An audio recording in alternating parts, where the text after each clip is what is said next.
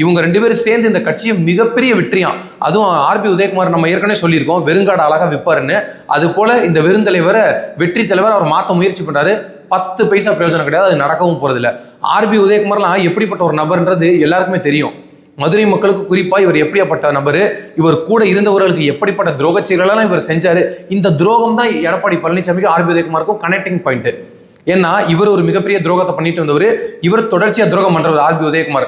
அந்த துரோகம்ன்ற ஒரு பாலம் தான் இவங்க 2 பேரும் இணைச்சிருக்கு. அப்படிப்பட்ட பிணைப்பு அவங்களுக்குள்ள. ஏன்னா இப்போ நீங்கள் நட்பு, அன்பு, பாசம் இதையெல்லாம் கொண்டு ஒரு பிணைப்பு ஏற்படுது அப்படின்னா கூட நம்ம என்னைக்காவது அது முறிவும்.